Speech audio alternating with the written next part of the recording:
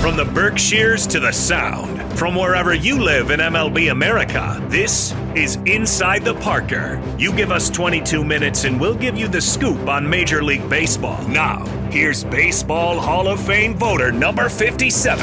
You have another hot take. Will not NOT make the playoffs. Shohei me the money. Rob Parker.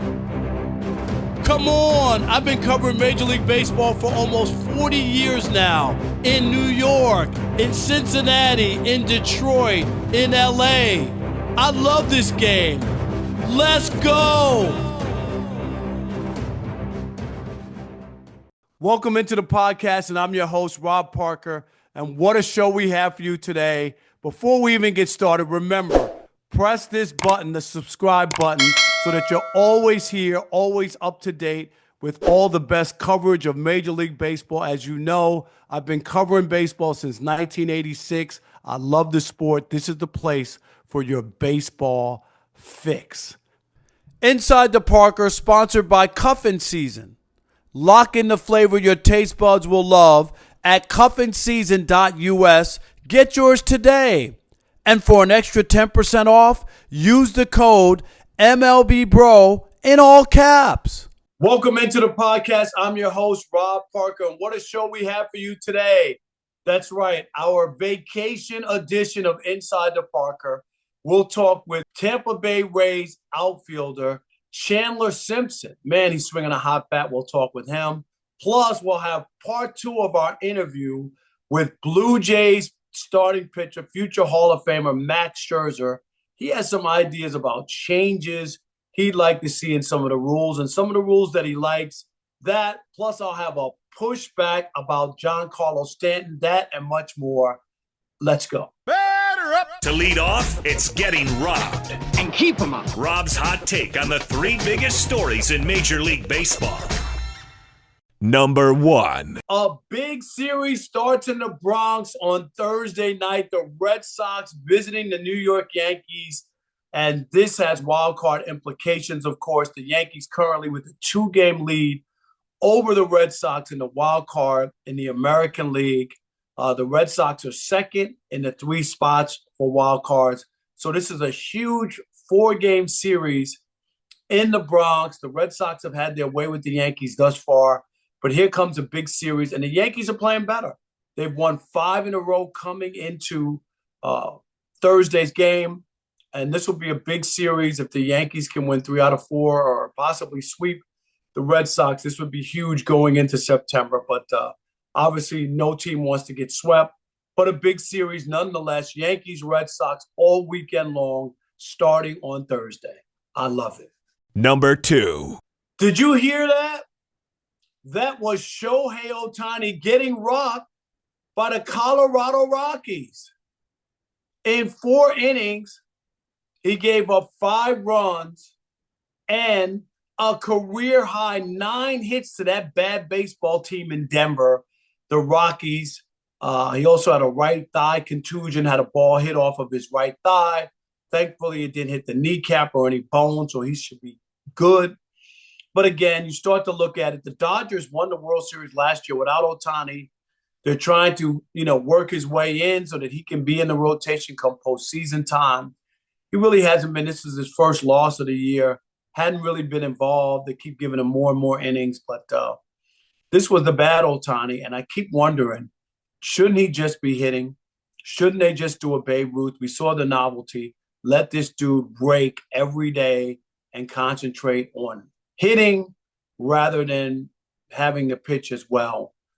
This will be interesting going out. I know the Dodgers will continue to do this, but I'm convinced that in time he will just become a full-time hitter in Major League Baseball. Number 3. All right, I'll admit it. The Detroit Tigers are back.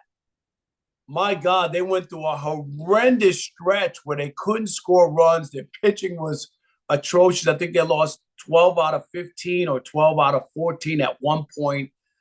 They're back in the good graces, back winning again, coming into Thursday, winning 8 of their last 10. They swept the Houston Astros, which was huge for them. And they still have a 9-game lead in the Central. It looked like they were trying to give it away, but things have clicked back into form. And now they look like they still will be a force in the American League because the American League is wide open. Obviously, you have the Blue Jays leading the East. And then you have the Yankees and the Red Sox and the Tigers. And in the West, the Astros. So this will be interesting. So the Tigers have righted the ship. And I'm giving them my apologies because I looked like they were going to crash and burn. So I'm wrong about that. And they're back. And they're going to be in the mix as we head towards the postseason. Here comes the big interview. Listen and learn. Oh, it's so good. Now let's welcome into the podcast Chandler Simpson, center fielder for the Tampa Bay Rays. How you doing, Chandler? Good. How you doing? Doing great. Thanks for joining us. Want to talk about your exploits at the plate. Coming into Wednesday, batting over 300, hitting 8 of your last 9. What's going right? What's clicking for you offensively? Yeah, just staying in my approach, trying to look for a good pitch to hit, to execute my approach, staying on the left side of the field, and continue to get on base. Does it feel different, or I looked at your stats.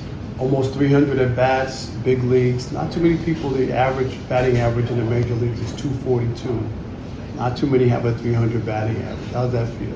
Yeah, it feels good. Just a testament to all the hard work and all the work that goes in behind the scenes. And just continue to know who I am, continue to know my game, know my approach, and sticking to that every single day and trying to execute that as much as I can. Speaking of your game, stealing bases.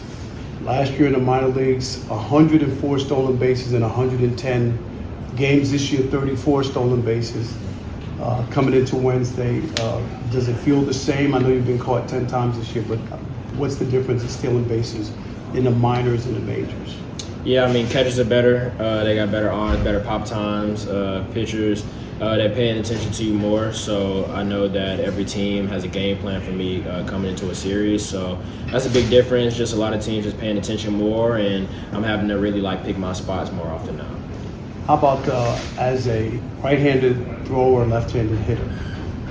That's unusual. A lot of people don't do that. Where'd that come from? Was it the way you grabbed the bat early on, or did one side feel better? And how come you're not a switch hitter if you're a right-handed thrower? Yeah, I guess I'm right-hand dominant, but my dad loved Barry Bonds growing up, so he put me on the left side, and definitely the opposite of Barry Bonds. But I'm glad he did put me on the left side because it's a good way to advocate my speed. So. How about your favorite player? Okay, your dad's Barry Bonds. Did you wind up being Barry Bonds too, or was there somebody else you patterned your game after? I love Barry, but I love the Billy Hamiltons, the Tony Gwynns, the Rod Carews, people that just play my game. What do you know about Rod Carew? You don't know nothing about Rod Carew. Yeah, I'm a student of the game. I love it. I love the history of baseball. So I know about all those guys. Chandler Simpson joining us here on Inside the Parker. Of course, center fielder for the Tampa Bay Rays. Atlanta, my God, look at all the fresh new players coming out of Atlanta. You guys have something going. What is it in the water in Atlanta, and why you guys are developing so many baseball players? Yeah, we all kind of grew up in the same community in Atlanta, and just all of us wanted to make a difference in baseball. A lot of African Americans play basketball and football, but us just wanted to make a difference in baseball, just coming together and continue step by step, high school, college, minors, and then major league. So it's more of us coming for sure. And who's the best guy out of Atlanta or Georgia? Who's the best current player? You taking yourself out of it? Taking myself out of it? Ooh. Since he's going on a tear right now, I'm going to say Michael Harris for Atlanta. So yeah, he's going crazy. Also, I'm trying to think, Buxton is from Georgia, not Atlanta. He's a little older than you guys, but there is definitely something going on there. And just talk about as we finish the season, do you have goals, or you're just trying to be consistent? What do you look at as you try to wrap up your first season in the big leagues? Yeah, honestly, just want to be consistent, continue to play my game, be able to contribute to the team, and continue to finish the season healthy, and then continue to rack with these bags. I want to lead the league in bags, so that's definitely a goal. I was going to say, so that at some point in your career, to be the base stealer for a season, that's your goal? I feel like that's a goal every year. Every year I want to be at the top of the list. I want to have the crown, so that's what I'm aiming for. Okay, last thing, your first year in the big leagues, obviously there's pressure that's involved in it. You still want to have fun. You're a young guy. how do you balance that? Like trying to go out and just have fun playing baseball, but also knowing you have a job now. This is, big time. Yeah, just remembering that's a game, and it's a kid's game. Just want to have fun, and I mean, throughout all the work and everything that goes into it, I mean, it's still a game at the end of the day. So just trying to have fun with it. All right, continued success, and we appreciate you joining us here on Inside the Parker. In case you missed Rob Parker on the MLB Network, here's his latest appearance on MLB Now. The Showdown is not meant to cause offense or harm. The viewer acknowledges any reliance on the accuracy or completeness of said content should be done at their own discretion. The host apologizes in advance for any affront as a result of personal attacks.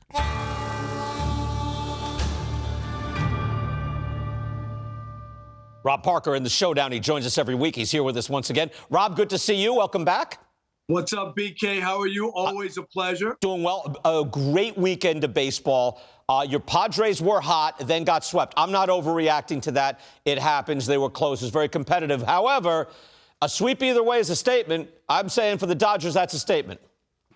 I disagree. I think the Dodgers were desperate, and they actually had to do something because, BK, before they won those 3 games in a row against the Padres, they hadn't won 3 games in a row in 6 weeks. Think about that, 6 weeks. Yeah, but we have to say, even I have to admit, because I've been saying they're a tad disappointing. They're always waiting on the stretch run. We'll put it all together. But suddenly Snell shows up. Glasnow's there. Kershaw's good. They're mixing and maxing in the bullpen. They got guys I never heard of throwing 103. Like, they are kind of putting it into shape when they need. They kind of slap it into gear when they need to. Well, I think that was the situation that just came because their backs were against the wall. They had finally given up first place. Yeah. And you know how baseball is. Things work out. They're way too good to be as bad as they have been for such a long stretch. Yeah. So, your numbers speak for themselves. Those players are very talented. They have too much talent. Yeah, they have too much talent. Be as bad as they were. So I just think that these things happen. And the Padres, I still like their team. I like what they have. Oh, yeah, look, I just did an essay on them. They have 3 new regulars in the positions, in the position corps. 3. I'll borrow a Joel Shermanism. It's like the zombie Freddie Freeman, zombie Mookie Betts. Like what's left of them still crushing home runs, winning games. They're getting older. They're not quite as great, and yet they're still kind of superstars. All right, Brewers have won 29 of 34.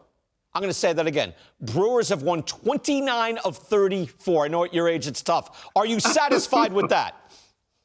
I mean, I don't want to discount winning, and I get it. Sports has a short menu, wins and losses. But when I look at the Brewers, the problem I have is, again, baseball has a way of correcting itself. Are they really that good? No, they're not. No, really nobody's that good. No, nobody's that good. It's insane. Nobody. However, they're winning all over the place, and they have elite talent. Contreras tied the game yesterday. He's an elite guy. He's a star. Yelich is a star. They can flat out field. They can run. They don't give you anything. And they've got frontline starting pitching. It's not a phantom. These guys are for real. They are. Nobody's that good, but they're very good.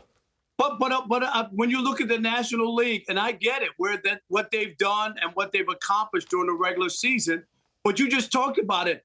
I would take the Padres, Dodgers, and Mets over the Brewers to even start, and I didn't even mention the Phillies. Have you been watching Mets baseball? You watch Mets baseball. Like, if you want to say Phillies before they lose Wheeler, okay. But the Brewers have at least put themselves with Dodgers, Padres at the very, very least. Okay, but my point is the Mets have had some runs. Last year they had a nice run in the postseason. They've scuffled way worse than they are. They're not as bad as they've looked. True. But the Brewers are, the proof is in the pudding, as we used to say. Like, they're actually getting that done. I mean, it's amazing what they're putting together. All right, Pete Alonso. But I got one Brewers number. They've lost 11 of their last 13 playoff games, so they got to show me. Oh, my gosh. It's like bringing up Buffalo Bills playoff games. It's past tense. It's Marv Levy. It's over. I knew you'd like that. Pete Alonso breaks the Mets home run record, all right? Big thing in New York. It's a constant thing around here. Is it a big thing outside of New York? No, I don't think so. I think it's for Mets fans. Darryl Strawberry held it for a long time. Yeah. He's a big-time fan favorite. I get it. Pete Alonso. But I just think in this whole idea of Alonso doing this, the Mets owe him an apology and probably a new contract. They didn't even want the guy. He's one of their homegrown talents. Well, and this is a guy who's now their all-time home run leader. They had $765 million for Juan Soto, but they had no money for Pete Alonso, and he's your all-time home run leader?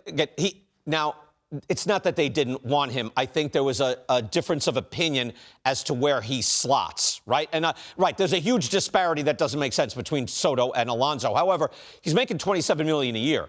They made him kind of whole short term, and he's got an option. So he came back without egg on his face. I thought it wasn't insulting. And take a look at this. I just want to throw this out because as far as like, hey, now you got to throw $300 million at him or whatever it is. Like here, Alonso's numbers, his slash line and his numbers this year, they're not all that different. The OPS plus is a little better this year because the offense is down. But just if I would tell people, look right at the slugging. He's slugging .514 for his career. That includes his monstrous rookie year. And he's slugging .519 this year. Got off to a great start. But he's kind of the same guy, Rob, which is good. He's productive. He plays. He's a total bases guy. But he has not hit superstar, I don't know, Corey Seager level, Soto level, Harper, Machado level. Not quite that. I'll agree with that. But the standpoint of this, he can play in New York. Everybody can't play in New York. Mm-hmm. He's produced for them in big moments with big home runs, right? Yes. Okay? Yes. And the other thing is he stays healthy. He's in the lineup. Yeah. There's a lot of But he's going to be 31. Like right, he's going to be 31. But, right, there's a place in between an unrealistic contract and good money for you. And I'm a big believer in this. You're a homegrown guy. I'm with you on that, Rob. Rob, I want to get to this. Commissioner Rob Manfred on Sunday Night Baseball last night. He spoke at length about realignment. Interesting, Rob. Now, Rob Manfred is talking down the line, but he's talking about possibility of an kind of like, basketball, hockey, East Coast, Eastern Conference, Western Conference. Are we ready for that? I'm not ready for it. I get it, and I understand why leagues do it and financial or whatever. I'm not ready for those kind of changes. I'm not ready for expansion. I loved the baseball when it was 24 teams. Well, it'll be two teams. I think baseball easily absorbs two more teams. But I'm with you in that. Yeah, I like the idea. I'm nostalgic. I like the history of the game. I like a National League and American League. They were once very separate leagues. But if you were starting, again, to borrow a Joel Shermanism, if you were starting baseball today, you wouldn't start with separate leagues. You wouldn't have the teams in New York not playing each other all the time, or in Chicago not playing each other, or L.A. not playing each other all the time. You'd have them playing all the time. If you were remaking it, you'd have them playing local rivalries playing all the time. Yeah, I don't know. I think it gets worn out after a while, to be honest. I don't want to go. I just remember as someone who lives in Los Angeles and watching the Dodgers play the Colorado Rockies 19 times. I was like, because that's not a hot rivalry, but there's hot rivalries within all these. Within the realignment, there's Mets, Phillies, Yankees, Red Sox. Obviously, there's a lot of hot rivalries within those. I get it, but there's also a lot of dog teams that you'd have to play a lot as well, just to balance out the Make schedule. a dog division. How about a dog division? I'm just saying that there would be a lot of bad games as well. I get it.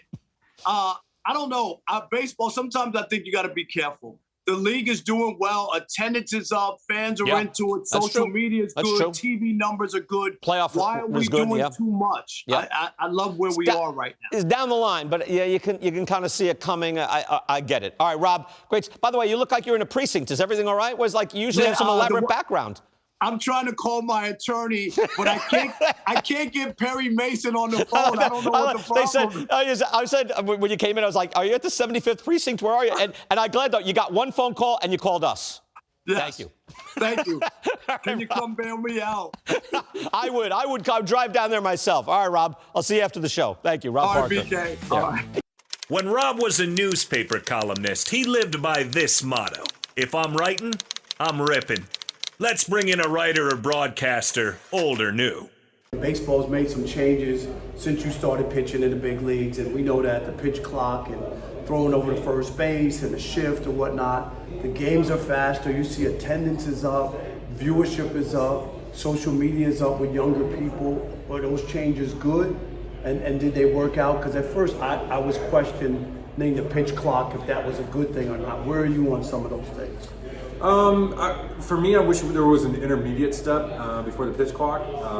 I get the issue here. It was pace of play. We have 3-hour games. We need to get to 2:45. I absolutely understand that. I completely agree with that. And I think there's some basic rule changes that could have easily accomplished that. One, we don't know with the hitter only having one timeout, we don't know what impact that had on the time of game. Like that drastically changes how the the pitch has to happen. We also could have said, hey, once a pitcher becomes set, you have 5 seconds to throw the ball. So that way that you can't just choke out the hitter. He only has one timeout, to keep that going. So that way the game would go. Because I say that because with the clock, there are some instances where the clock is not cleaning up that time. It's actually changing the way we play the game. And that's how MLB came and sold it to us. Hey, look, we're just trying to clean up dead time, to make the games faster. Well, I get it, but no, you've actually stepped through some actual game, some important pieces part of the game, and it's affected how we do our business. Now, let me ask you one thing. You did, I think I read somewhere where you loved the way the All-Star game ended. Are you a fan of the home run derby, or am I missing? For an All-Star game, I think the home run derby is the way. Not a regular season. Not a regular season game. That was actually a rule change where, it was, skeptical how this was going to implement at the big league level, but it actually been good. Is the extra inning rule? That's the way that it has been implemented. That's actually a really entertaining way to end the game. Just have the runner on second base to start the 10th. It's really added a layer and it ends the game. It's been worked out great. So I actually love that. A little skeptical of that first one to see how it played out, and it's actually been great. But we were talking about the clock. Right. Yeah. No. I know because we were getting into it. But the clock, is there any, so if you were to fix something, what exactly would it be? I don't want to. No. When I think about this, as a pitcher, like you're really kind of at times huffing and puffing out there. And where you huff and puff the most is when runners are on base. When runners are on base, those are some of the most fatiguing throws you can make. And you got to kind of sometimes reset. So you don't want to feel rushed. Like I'm rushed, like I have to throw a pitch and I'm not like ready. You're kind of managing the game. It's kind of weird. Like the flow of the game, like if you didn't have a clock, like, my basic kind of instincts, like you're taking into account the runner, the scoreboard, who's coming up, what's on deck, how many outs, you're kind of going through the mental kind of aspect of the game. And also at the same time trying to recover because you got to execute these pitches at a really high level. And the clock definitely speeds you up. So the 30-second clock in between hitters, I feel like it's too fast. I wish we had more time to start the at-bat. I think there's just a basic level of flow there that has been stepped through. Even if it's just a few seconds, it would really help the pitcher. And then we've moved from 20 seconds to 18, yet the game time really hasn't changed. And so, guys are just stepping off more and resetting the clock. So, by shaving off the 2 seconds, I don't think it's really impacting the overall time of game. Whereas a pitcher, you might need those extra 2 seconds in the course of a game. Why that matters because it affects how you work with your catcher. A lot of young guys don't have the time to shake off or don't want to wear the pitch count monitor. So it's changed the way guys are throwing the ball. You have a ball strike penalty immediately. Another thing that could curtail that. Maybe there's 2 or 3 warnings before an actual ball or strike. No one's trying to actually be slow. I get it. We want to be moving fast. We want a 2:45 game. I'm all for that. But how this actually got implemented, I think we need to just take a second to think about how this is going down because at the end of the day, the pitching injuries are severe. We have guys blowing out, and that has to be part of the equation. And part of the equation when you blow out is you're pitching under fatigue. So I'm not saying it's a direct correlation. I'm not saying this is 100%. No, I get it. But is it a component? I just think it's non-zero. And so if it's non-zero, how can we zero it out? Max Scherzer, there we go. Not only is he going to the Hall of Fame, maybe he could be the baseball commissioner. Yeah, I had to be a bunch of union. I had to come up with all these rules and think about this and think about everybody. It was actually a great job. Glad I did it, but it really pushes your mind because you really got to think, hitter, pitcher, Everybody involved, right? You got to think about everybody involved, and I've always wanted to look at it pragmatically and do what's best for the game. So, like I said, I enjoyed it, but I always had. It's fun, but it's kind of the politics of baseball. You get into the politics of baseball. You got to be on your game in order to be making those recommendations. So I enjoyed it. There he is, Max Scherzer, Toronto Blue Jays, ace right-hander. Thanks for joining us. Now, here's the best from MLBBro.com.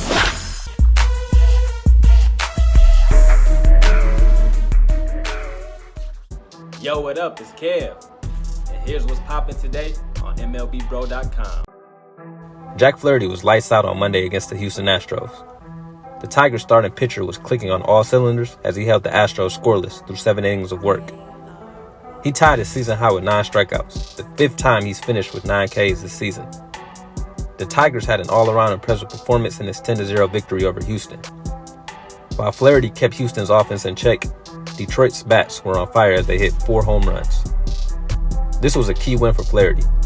He lost his previous 2 starts, allowing 5 earned runs in both starts against the White Sox and Twins. He put together an impressive performance in front of the home crowd as he picked up his 7th victory of the season. Flaherty has a 7-12 record with a 4.51 ERA and 162 strikeouts. The 29-year-old will play an important role in the Tigers' starting rotation, especially when postseason play arrives. If he can continue to put together performances like the one on Monday, he will be a problem for opposing teams. That's what's popping today on MLBBro.com. For more, right now, go to MLB Bro. No! This is baloney! It's the Parker Pushback. Shut the up! Here, Rob tackles the outlandish takes in Major League Baseball. You idiot! Shut up! Today, I'm pushing back on all those people, including my friend Mike Springer, who don't think that Giancarlo Stanton is going to make it to the Hall of Fame. They could not be more wrong. If Giancarlo Stanton gets 500 home runs, which he's definitely on pace for, and he gets 500 home runs, he will be a Hall of Famer. Go look at his numbers. Top 10 in home runs per at-bat. Despite all the injuries, despite all the missing games, 500 home runs is a magic number. This guy once led the league in home runs. He won a National League MVP. He's done stuff. And then postseason-wise, go look. He's on the top 10 list of home runs in the postseason as well. He's had a tremendous career despite the injuries. And I'm going to tell you, he's just 56 home runs away from reaching the magical number of 500. He has 2 years left on his contract. He has the rest of this season. I think Giancarlo Stanton will reach that number. And Mike Springer, he will reach the Hall of Fame. I'm Rob Parker, and that's my pushback. Make way for Weekend Wagers. Yo, it's Sean Bo. Fire up those bed naps. Let's go. It was a little up, it was a little down last week. 1 win, 1 loss brings the season record to 18 wins, 24 losses. But you know when it's crunch time, we get clutch. On Friday, let's start it off with the Dodgers and Padres. And you know when the Dodgers are in town, the Padres are shaking in their boots. Give me the Los Angeles Dodgers behind Blake Snell's arm, -1.5 on the run line. Then on Saturday, let's cap off that 2-0 weekend. Let's put belt to cash, and let's go ahead and take the under 8.5 runs between the Boston Red Sox and New York Yankees. This is a matinee game, so get those bets in early. Let's go 2-0 with a bro. Hi, I'm Rob Parker, the founder and editor of MLBBro.com, where we cover black and brown major leaguers. 75% of the content will be about the current black and brown stars in Major League Baseball. The other 25%, we'll take a look back at some of the great black players. On the site, there'll be a ton of great written stories and videos and features. MLB Bro, because you need to know. MLB fans, when it comes to Major League Baseball, no one covers it better than the Odd Couple. Fact. I am the baseball king. First, second, third, and home. We're leading shows with baseball. Oh, game over. They don't watch it. They don't know the game. All in one place. Let's go. Right here on Fox Sports Radio. I love baseball.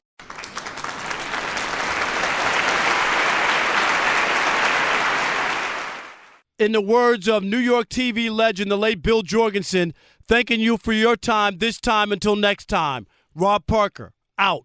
He can't get it. This could be an inside to Parker. See you next week. Same bat time, same bat station.